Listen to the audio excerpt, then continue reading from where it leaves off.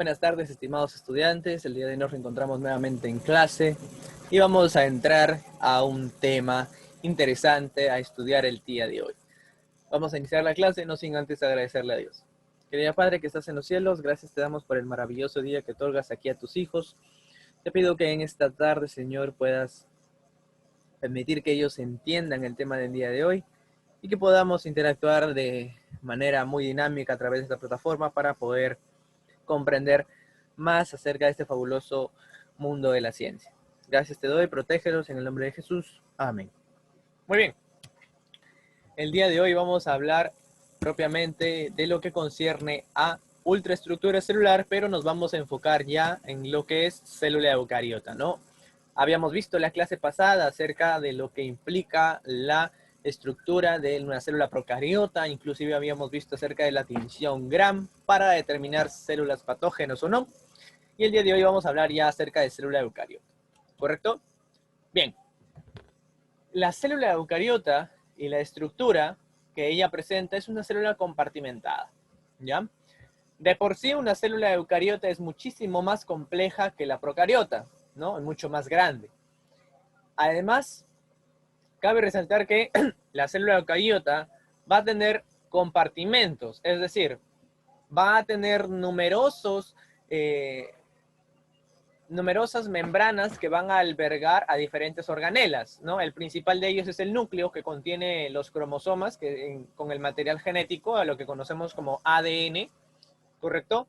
Y compartimentos en el citoplasma que se llaman orgánulos u organelas celulares, ¿sí? ¿Cuáles son las ventajas de este compartimento? ¿No? Porque en la célula procariota solamente habíamos visto incluso que el ADN estaba desnudo, ¿no? No había una membrana que lo recubría. Sin embargo, en la célula eucariota sí vamos a ver membranas.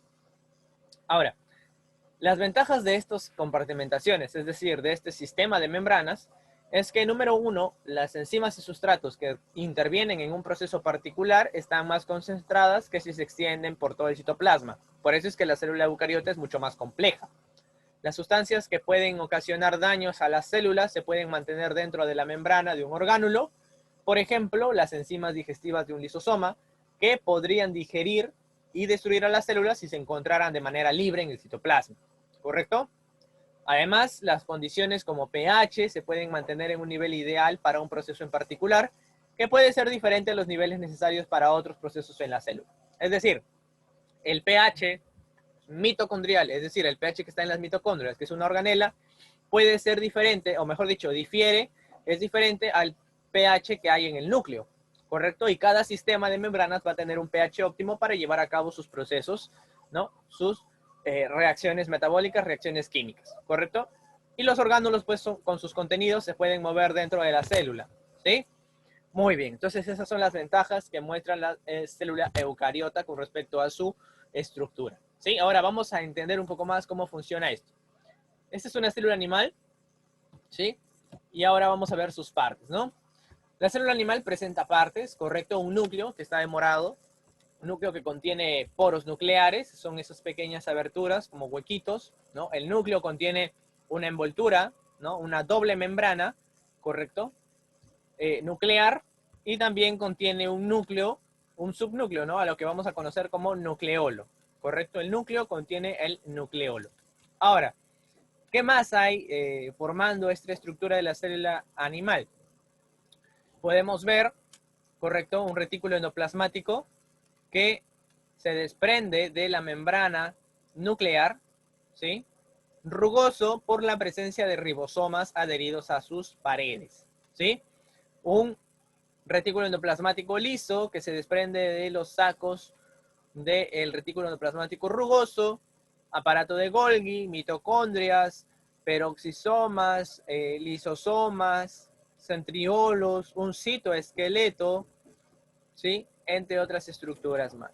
Vamos a entender y vamos a estudiar cada una de ellas y cuál es la función que cumplen dentro de la estructura celular, ¿correcto? Hablemos del núcleo. El núcleo contiene una membrana que es doble y tiene poros, ¿sí? Para llevar a cabo el proceso de transcripción y traducción, que es un proceso, pues, para sintetizar proteínas que le van a servir a la célula, ¿correcto?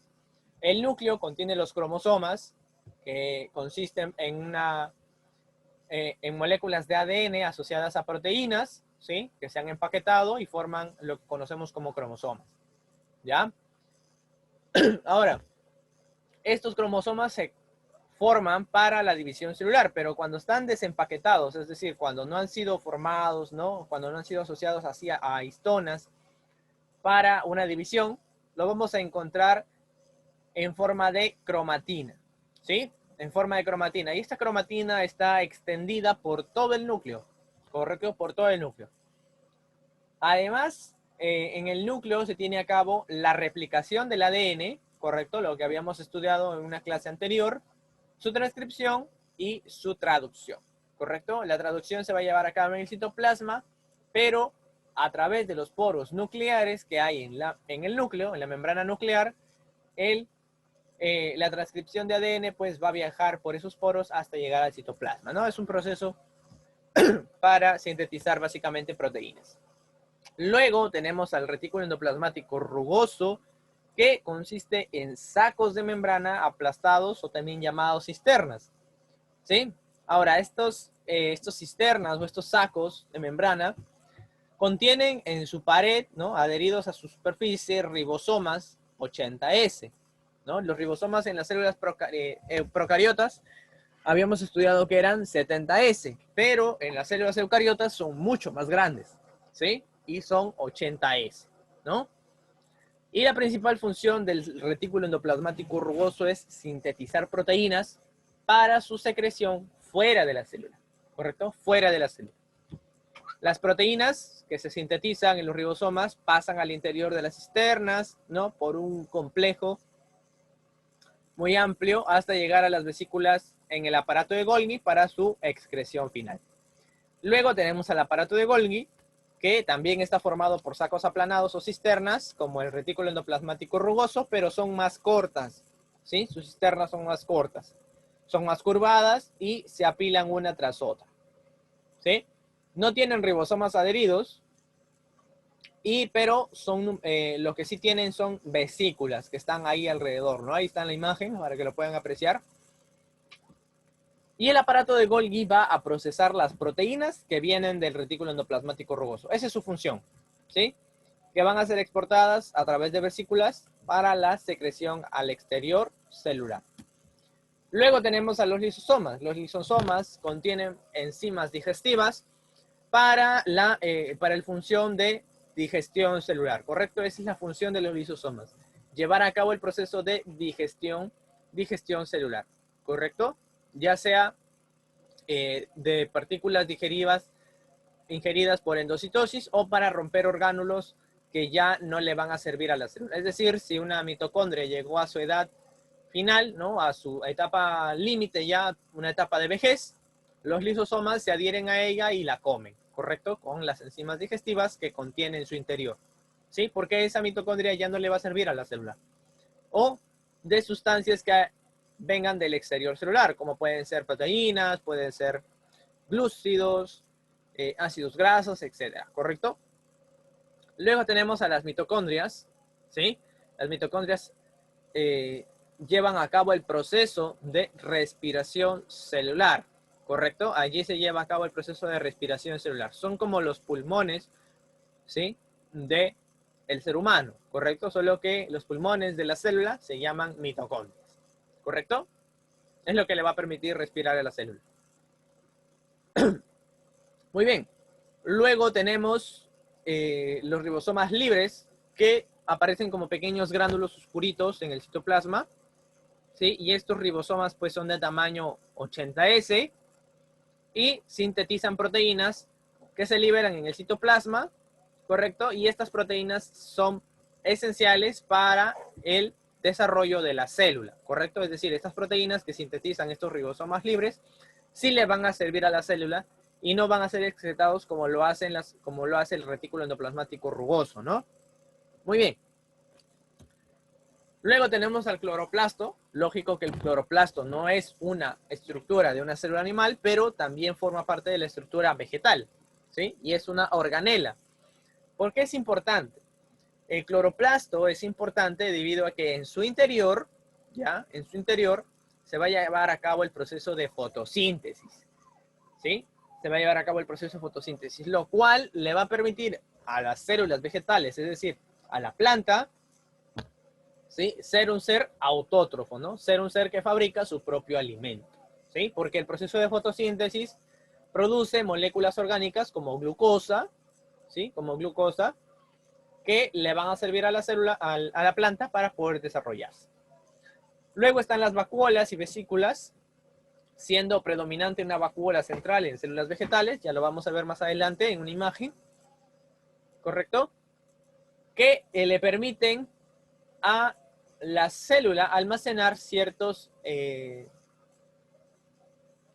nutrientes, ¿correcto? Ciertos nutrientes que van a ser almacenados pues en vesículas o en la vacuola, ¿correcto? También van a poder almacenar agua dentro de ella, ¿sí? Vamos a ver más adelante más acerca de ello. Tenemos a los microtúbulos y centriolos. Los microtúbulos están formando centriolos para formar lo que conocemos como el centrosoma, ¿correcto? El centrosoma está formado en las células eucariotas animales por los centriolos, ¿sí? Por los centriolos. Y estos centriolos van a tener una función muy importante en el momento de la división celular, debido a que ellos forman el uso mitótico, ¿correcto? O el uso acromático para jalar a los cromosomas, a las cromátides hermanas, y poder llevar a cabo pues el proceso de manera adecuada, ¿no? El proceso de división celular. Por último tenemos a los cilios y flagelos, ¿sí? También están presentes en las células eucariotas, y estas estructuras pues se proyectan desde la superficie celular, ¿correcto? Los flagelos van a ser más largos que los cilios, ¿sí? Y los cilios van a ser más abundantes que los flagelos, ¿sí? Los flagelos van a estar presentes en 1, 2, hasta 4, ¿no? Y no van a estar presentes en toda la superficie como sí lo hacen los cilios, ¿correcto? Y estos dos, cilios y flagelos, son usados para la locomoción de la célula, ¿correcto? Además que los cilios también se utilizan para crear una corriente en el fluido que rodea la célula. Es importante ello. Muy bien. Y por último tenemos a los componentes extracelulares en células animales, ¿sí? Tenemos receptores celulares que son glucoproteínas, ¿sí? Que básicamente comprenden a glúcidos que están adheridos a proteínas integrales que van a cumplir la función de receptores, ¿correcto? Ya sea de toxinas, de virus, de bacterias o de otras células. Esto es importante porque, miren, lo que está de verde es una proteína. Lo que está de rojito son cadenas de glúcidos. Por eso se le llama glico o glucoproteínas. ¿Ya? ¿Por qué es importante esto? Esta estructura que está formando la membrana plasmática, ¿sí? Le va a permitir a la célula reconocer si lo que viene del exterior es una toxina, a la cual le va a decir tú no entras. Le va a permitir reconocer si es un virus, al cual le va a decir tú no entras porque vas a dañar a la célula. Si es una bacteria, tú tampoco entras. Si es una hormona, ella sí pasa. O si es otra célula, para intercambiar sustancias o darse una comunicación entre célula y célula. ¿Correcto? Esto también, ¿sí? Esto es bueno. Pero ustedes saben que bacterias, virus y toxinas no se conforman simplemente con que estos receptores les dejen o no pasar, ¿sí? Sobre todo los virus, que son los más maliciosos que existen, ¿ya? Entonces, estos virus, bacterias y toxinas pues desarrollan otros mecanismos para poder entrar en el interior celular y empezar a dañar la célula y los demás, ¿no? En este caso, pues tejidos, luego órganos, y llevarnos pues a contraer alguna enfermedad, ¿no? Por ejemplo, el virus del VIH con glucoproteínas en su membrana, ¿correcto? El VIH, digamos que este es el virus del VIH, tiene glucoproteínas similares a esta célula, a lo que tiene esta célula, ¿ya? Lo que les va a permitir, ¿qué cosa? Le permite adherirse a las células humanas y ingresar su material genético que luego va a dañar y va a provocar lo que conocemos como cáncer. Perdón, como SIDA, ¿ya? Como SIDA. Disculpando, lo que conocemos como SIDA.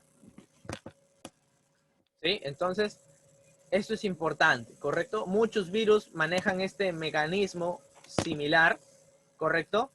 Que van a permitirle a la célula, ¿no?, dejarlos pasar porque se ven engañadas, ¿no? Se ven engañadas por estas estructuras de estos virus o bacterias, ¿correcto? Entonces es así como logran penetrar, pues, ¿no? Y logran engañar a la célula y llevar a cabo reacciones análogas o antagónicas a lo que hace una célula saludable, ¿correcto? Muy bien. Luego tenemos el citoesqueleto. El citoesqueleto es un armazón, ¿ya? Cito por célula y esqueleto porque básicamente está formando el esqueleto celular, ¿sí? Es un armazón proteico formado por 3 tipos de filamentos. Filamentos intermedios, microtúbulos y filamentos de actina. Los filamentos intermedios dan forma a la célula y mantienen la posición de algunos orgánulos, ¿correcto? Los microtúbulos son huecos y se encuentran en el citoplasma, en el uso mitótico, en los cilios y flagelos y en los centriolos.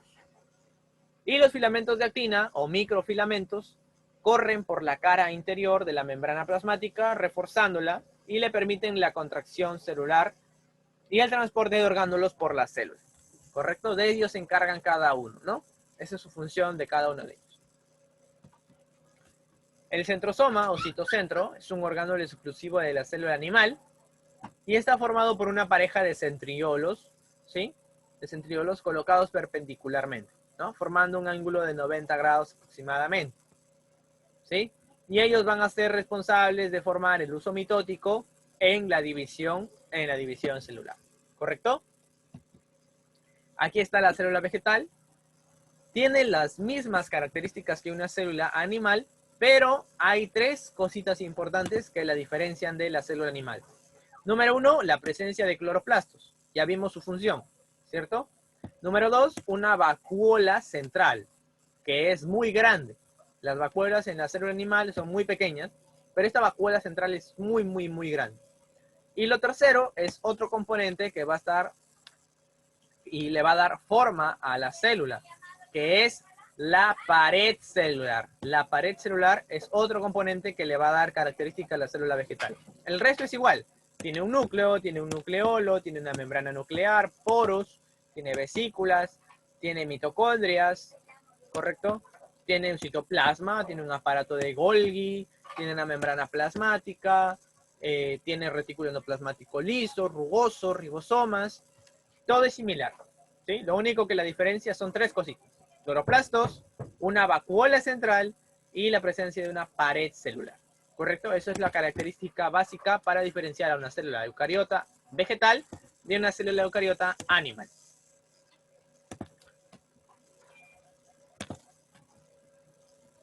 Ahora, vamos a hablar de la vacuola vegetal. ¿Por qué es tan importante? Esta vacuola central, que es muy grande, a la que conocemos también con el nombre de tonoplasto, ¿sí?, que es muy grande, genera la presión, una presión de turgencia contra el interior de la pared celular, manteniendo a la célula turgente. Profesor, no entiendo eso de turgencia. ¿Qué es? La turgencia, ¿sí? La turgencia es la presión que ejerce por el grado de agua que está en el interior, ¿ya? Es decir, miren, aquí tenemos un ejemplo claro. Una célula flácida, es decir, las células se van a volver muy flácidas, o sea, se van a arrugar por una baja presión hidrostática, o sea, una baja presión de agua. Si hay una baja concentración de agua, ¿sí?, por ende, una baja presión hidrostática, la planta se marchita y se muere. Se muere. Pero, como eso no queremos que suceda, entonces la célula se vuelve, ¿no? Se vuelve turgente, ¿sí? Hay un grado de turgencia. ¿Por qué? Porque hay una alta presión hidrostática. Es decir, dentro del interior de la vacuola hay alta concentración de agua. Y la planta se ve vigorosa, se ve saludable, bonita, ¿no? Bonita. Miren cómo cambia el aspecto de una célula flácida, ¿no?, de una planta que tiene células flácidas, con el aspecto que tiene una planta con células turgentes, ¿sí? Cuando veamos una planta marchita, vamos a entonces a saber ya por qué se marchita, ¿no? Y si vemos una planta bien vigorosa, bien saludable, entonces ya sabemos por qué se debe, ¿no? Justamente por la función que cumple esta vacuola central, ¿no? Esta vacuola central está cumpliendo buena función, entonces la planta está saludable. Por eso es que decimos, ¿no? La plantita debe ser regada, ¿no? Constantemente, ¿sí? ¿Por qué? Porque el agua se va a asimilar en sus células y va a permitir que la vacuola central lleve a cabo su función, ¿no? Adecuada y le dé un buen aspecto a la plantita. Pero si no la regamos, sus células se vuelven flácidas y se marchitan, se mueren. ¿Sí? Muy bien. Ahora, la pared celular es característica de todas las células vegetales y le va a dar forma, ¿correcto? Le va a dar forma a estas células. Ahora, algunas células vegetales tienen solo una pared primaria, una pared celular primaria, compuesta de celulosa. Ese es el componente que está formando la pared. Pero algunos tipos de células, algunos tejidos dentro de la planta forman una segunda capa llamada pared celular secundaria, ¿sí? Y esta segunda capa cumple o tiene diferentes propiedades, ¿sí? Por ejemplo, cera-cicutina, a lo que llamamos cutinización, que le va a dar flexibilidad, va a darle impermeabilidad y evita la desecación, ¿sí? Esto es característico, por ejemplo, en las hojas de la planta. Si ustedes pueden notar en una hojita de una planta, echarle agua, la parte del haz de la hoja no se va a mojar, ¿sí? La gotita va a permanecer allí como un puntito y se va a desaparecer. Esto sucede ¿por qué? Porque hay cutina, ¿sí? Que está impidiendo, pues, que la célula sea impermeable, ¿no? Y evita que se deseque, ¿correcto? Luego tenemos otro componente que es la lignina, que lleva a cabo el proceso de lignificación, que confiere rigidez y grosor, lo que va a formar la madera, ¿no? Que es tan útil para el uso humano, ¿no? Para formar mesas, sillas, entre tantos otros objetos. Tenemos también la suberina, que se forma por suberificación, que también le va a dar impermeabilidad, la va a aislar del exterior y va a formar el corcho, ¿no? Característico, por ejemplo, en las tapas de las botellas de vino. Y otros minerales que se forman por mineralización, que le dan una dureza mayor a la planta. ¿Correcta? Muy bien.